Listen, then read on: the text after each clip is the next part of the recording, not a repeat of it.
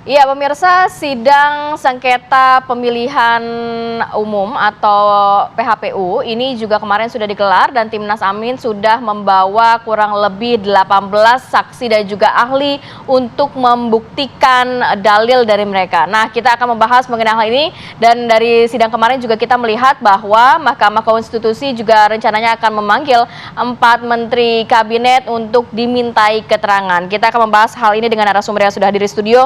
Sudah ada Mas Pangi Syarwi Caniago, analis politik Foxpol Research and Consulting. Mas Ipang, assalamualaikum, selamat pagi. Mas Ipang. Dan kita juga akan menantikan Bang Ali Mukhtar Ngabalin, tenaga ahli utama kepresidenan yang akan bergabung bersama kita. Kita tunggu Bang Ali ya, untuk hadir. Bang Ali masih dalam perjalanan, kita tunggu di studio ya Bang Ali ya. Oke, saya mau ke Mas Ipang. Mas Ipang, ini kan dari hasil sidang kemarin ini juga rencananya akan dipanggil 4 menteri kabinet Pak Jokowi untuk dimintai keterangan terkait bagaimana penyaluran bansos secara lebih detail. Mas Ipang melihatnya apakah ini cukup signifikan nantinya bisa merubah hasil dari sidang PHPU ini, Mas? Ya, pertama begini, kalau saya mencermati memang sangat sulit kita untuk optimis akan ada daya kejut ya dalam keputusan-putusan MK itu. Yang kedua adalah kita melihat masih ada DNA-nya ya, terkesan saya melihat ini adalah panggung ya untuk membuat bahagia sementara saja.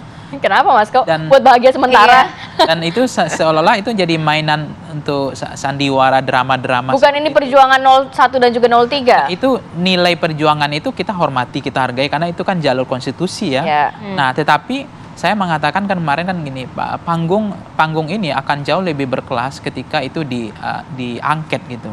Karena pernah saksi yang dihadirkan itu akan jumlahnya lebih banyak Mbak Rati. Dibandingkan di MK. Dibanding di MK. Misalnya kalau di MK kan saksi dibatasi 19 orang. Bayangkan Mbak, kalau di hak angket itu kan saksi akan jauh lebih banyak.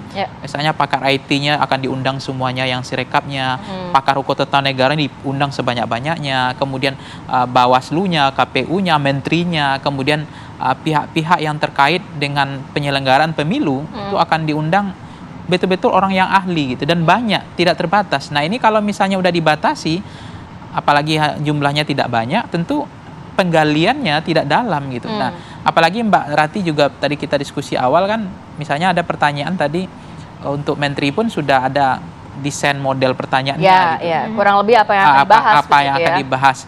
Nah, itu yang membuat saya daya dongkrak agak jelajah dari kemampuan untuk mengungkap persoalan, mengapungkan masalah apakah itu ada pelanggaran atau tidak. Itu tidak seindah yang kita bisa bayangkan. Jadi kalau menurut Mas Ipang ini dengan kehadiran 4 menteri, Menq, Mensos, kemudian Menko PMK, perekonomian, ini tidak dapat mampu mengungkap politisasi bansos yang diduga oleh 01 dan juga 03 ini dilakukan oleh pemerintahan. Harapan kita harusnya bisa kan, minimal apakah memang ada abuse of power misalnya, terutama kan ada Mensos, ada Bu Risma, itu kader PDIP juga. Tapi problemnya apakah semampu itu daya kejutnya, daya dongkraknya untuk mengungkap ini, untuk mengapungkan masalah yang ada itu yang apalagi karena mungkin juga hakim membatasi hanya hakim yang bisa bertanya gitu, 01 dan 03 itu tidak boleh bertanya, itu artinya tidak akan tergali dengan lebih dalam lagi gitu sesuai dengan apa yang menjadi concern dari 01 dan 03 ini. Ya, kalau hakim saja yang boleh bertanya kan kita sudah melihat bahwa ini panggung sandiwara juga pada akhirnya, karena akan tidak terlalu dalam kan, tetapi itu kan bagian dari hak prerogatif hak hakim juga, mungkin tidak memberikan ruang kepada 01, 03. Tetapi poinnya yang kedua begini, saya masih ingat prinsip dari apa yang disampaikan oleh Montesquieu itu ya kan, dia termasuk bicara the spirit bagaimana hukum itu, semangat hukum itu tidak boleh berubah. State of nature itu nggak boleh berubah. Walaupun Montesquieu kan juga bicara tentang state of nation, tapi dia selalu menyatakan state of nature, bahwa semangat hukum itu tidak boleh berubah. Nah, konteks itu MK itu kan sebenarnya saya melihat semangat hukum itu harusnya ada di sana. Tapi itu belum tentu juga. Tapi itu juga kan dua panggung. Panggung pertama untuk membersihkan semua tuduhan yang disampaikan kepada 02 bahwa adanya misalnya pemilu yang diskriminatif, pemilu yang intimidasi, banyak pelanggaran, abuse of power, kemudian banyak tindakan-tindakan nepotisme dan seterusnya. Nah, itu kan panggung yang paling tepat untuk membersihkan ya.